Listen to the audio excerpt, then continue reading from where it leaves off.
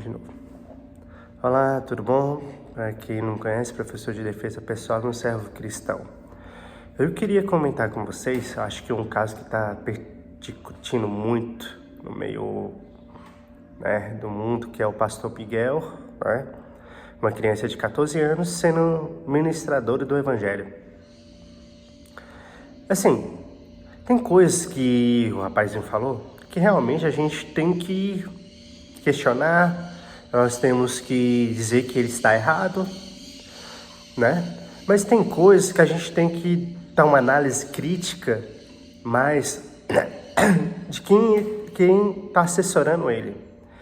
Porque vamos lá, a Bíblia fala que todas as pessoas que no caminho do evangelho foram assessoradas por alguém, né? Ou isso foi literalmente por Deus, né? Diretamente por Deus, ou foi direcionado para alguma outra pessoa para ser capacitada a ministrar o evangelho de Cristo, né? Eliseu foi ministrado, né, por Elias. Elias era o cara que estava falando para Eliseu o que ele tinha que fazer, o tipo que ele tinha que ser. Eli, né, foi o ministrador de Samuel. Samuel foi assessorado por Eli. Davi foi assessorado por Samuel e Zacarias, né? Então, assim, tinha sempre profetas assessorando as pessoas de Deus, né? Então, assim, a gente tem que entender quem tá, né, por trás daquele que está na frente, né? Porque, assim, a gente sempre espelha em alguma coisa, a gente sempre espelha em alguém, né? Ou a gente espelha nos profetas da Bíblia, a gente espelha ou em alguma pessoa íntegra, ou a gente espelha literalmente em Deus, né? Então a gente tem vários tipos de espelhamento, né? E assim, e esse garoto? Ele foi assessorado por quem? E com as pessoas, quem foi as pessoas que falaram a respeito de Deus? E assim, é muito engraçado porque até mesmo os adultos, eles conseguem ser enganados facilmente. Como assim, Patrício? Cara, é muito fácil a gente mostrar para uma criança os benefícios e para um adulto o benefício de mentir. Mostrar um mundo ilusório de fama, carros, mansões, casas, e mulheres, homens bonitos, mulheres bonitas. E assim, e para uma criança é mais fácil ainda, porque a criança vai ver tudo aquilo que um adulto geralmente queria. Ou, por exemplo, se a criança tem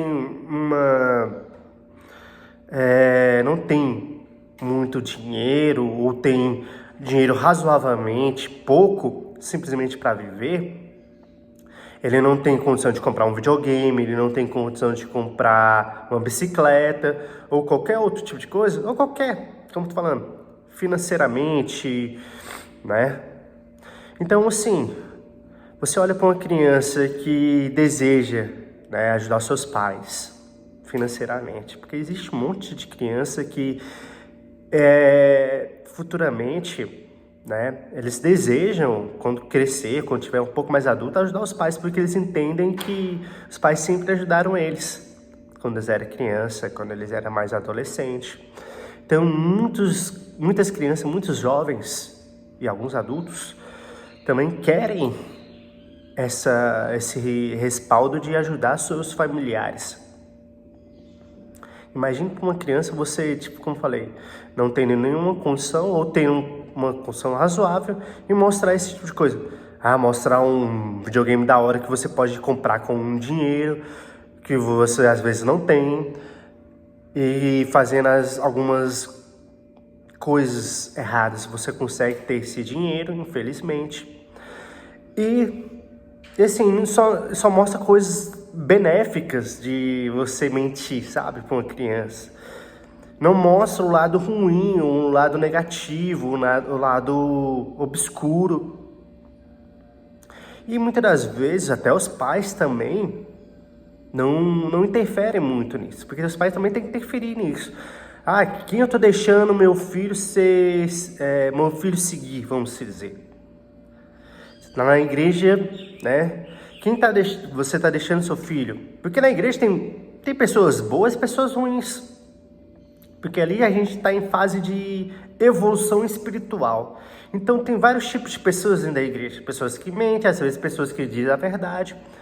Só que a gente tem que buscar discernir quem são essas pessoas que estão nos ajudando. Quem está nos auxiliando e auxiliando nossos filhos. Quem está dizendo a verdade? Você pega a Bíblia e lê a Bíblia?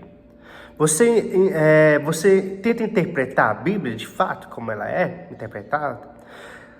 Você tem estudos, consegue ter estudos que possam literalmente ser de ajuda para você no futuro, né? E ter o conhecimento. Porque vamos lá, igual muitas pessoas falam do dízimo. Você já leu sobre o dízimo na Bíblia? Qual é a relevância do dízimo na igreja? Para edificar a igreja. Por quê? Como é que chegou essa questão de dízimo? Vocês sabem como é que chegou essa convicção de dízimo?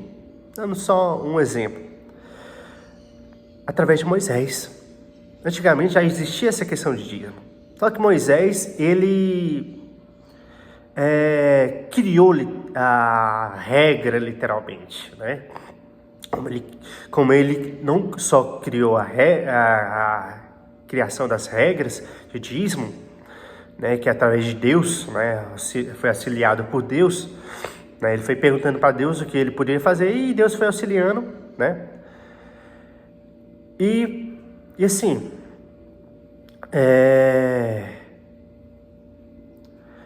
e ele também foi assessorado, né, por seu sogro, né, Moisés. Então, assim, foi por aí. E antigamente a questão de dízimo e ofertas era o que eles tinham em casa, era azeite, era farinha, animais, sacrifícios, carneiros, se o cara não tinha carneiros, esse tipo de animais, ele ia para os azeites, ia para a farinha e entregava lá no sacerdote. Começava daí. Aí o sacerdote preparava, aí também tinha a questão de você separar alguns objetos para Deus. Então começou daí a questão de dízimo, né? Já tinha indício de dízimo, né? Só que firmou de fato o dízimo através de Moisés. Outra coisa, a questão dos dons espirituais de línguas, né? Já existia dons de línguas, né? Só que teve um boom assim, né? Quando foi no Pentecoste, se eu não me engano, no Pentecoste, né? Onde a igreja estava cheia do Espírito Santo e muitas pessoas foram manifestadas com dons de línguas. Só que a gente tem que tomar cuidado com esses dons de línguas, porque eles não são em inglês, ele não é o espanhol, o dom de línguas não é qualquer língua estrangeira, né? É o dom dos anjos. E outra coisa interessante, quando uma pessoa, a Bíblia fala, quando a pessoa tem o dom de línguas, busca o dom da interpretação, porque tipo assim, para cada um ele deu dons específicos. E o dom de línguas é um dom específico para algumas pessoas. Só que a Bíblia fala o seguinte, o dom de línguas é um dom importante. Mas aquele que fala o dom de línguas, se edifica a si próprio, né? Aquele que interpreta esses dons edifica a igreja. Então, a tradução daqueles dons espirituais identificava a igreja. Mas aquele que tem o dom de línguas tem que buscar o dom da interpretação. E como eu falei, não são línguas que podemos se dizer estrangeiras. São dons diferenciados que dificilmente alguém pode copiar, alguém pode falar igual. São diferentes dons, diferentes línguas angelicais, vamos dizer. Não existe só uma. Existem diferentes línguas angelicais e nenhuma delas é relacionada a línguas que a gente conheça, ou que pode ser copiadas, vamos dizer, e traduzidas de qualquer maneira, de qualquer forma, né? E vamos colocar um outro aspecto aqui, que ele não é o maior dom. O maior dom é o de profetizar, né? Vamos dizer. E esse é o maior dom que a igreja pode buscar, e é o maior, a Bíblia fala, né? Então vamos tomar cuidado com algumas coisas, vamos buscar conhecimento para não ser analíticos, sem nenhum tipo de conhecimento, sem nenhum tipo de crítica construtiva e positiva para uma pessoa. Amém?